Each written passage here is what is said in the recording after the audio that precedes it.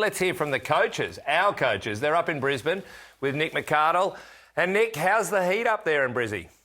Yes, Marto, it is a mild night in Brisbane, but certainly come Saturday night at Suncorp Stadium, the heat will be on. Terrific to be welcomed into the Wallaby camp and spend some time with Michael Cheika and Mick Byrne.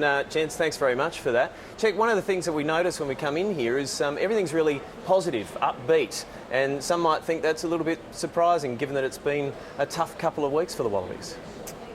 I mean, not surprising to me. Like, we're doing our best to do our best preparation every week, and I think when things go against you, maybe the tendency's always been to sook and hide under a blanket or something like that, but that's certainly not what we're going to do. We're going to prepare the best we can this week again and go out there and perform the best we can, and we'll let the cards fall where they do. I don't think there's any reason to have a miserable face on.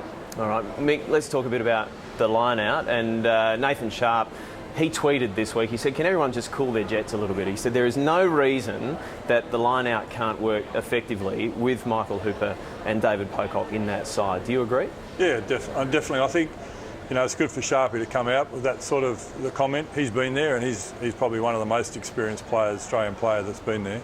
And there are some work-ons there, no doubt about that. But at the same time, people have got to take into account the All Black line-out's one of the best defensive lineouts in the world, not making any excuses about our form. But we're up against it. But this week's been great, and like Check said, the enthusiasm to get back in the saddle and do the work's been great. And I'm just really looking forward to the energy these guys have shown this week and showing that out on Saturday night. Check, I think there's been a different locking combination for every test so far this year. Are you close to settling on something that might go forward long term? Look, we're obviously trying to create competition as well. I think that's something that you'll notice with the transition of a lot of new players. I think we've had 7 debutants so far this year. We're trying to build competition. That's what we need to have. The best motivation is to have competition for places. In saying that, I thought the 2 lads did well last week. I'll look for them to improve again, and we'll see what mix we go with by tomorrow once we decide, but I wasn't unhappy with what they brought. Another point that you made soon after that test in Wellington was that you thought Quaid at 10 and Bernard Foley at 12 could be a long-term proposition, that you might stick with that going forward. Any reason to revisit that? No, I don't think you've got to show confidence in your players. Like, they've had one outing together.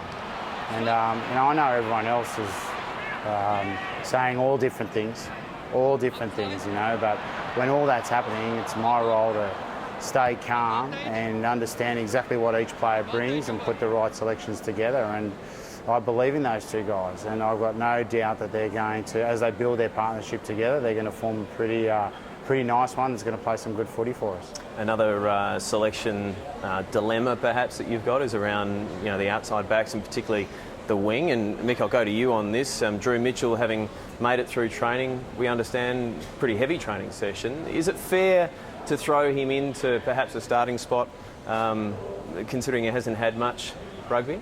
I think, he's like the experience he has, and, he'd be one of the most experienced players in that group.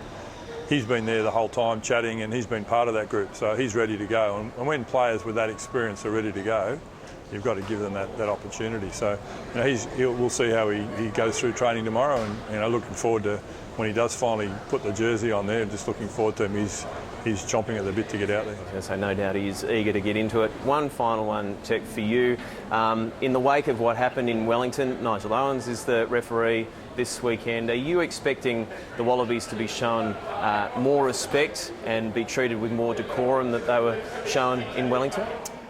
Oh, look, Nigel's the top referee in the world, and I know that's what the intention will be from day one, you know what I mean? So, like, we made our point, and we've spoken with the referee's boss about our points and the work-ons that we want. We want to try and work with them to make it better for everyone, So I've no doubt that we're going to get that this weekend, We can't wait for it on Saturday night. Thanks very much for joining us on Rugby 360. Thank you. Right, there we go, Marto. And of course, the Wallaby side, it will be named around lunchtime tomorrow.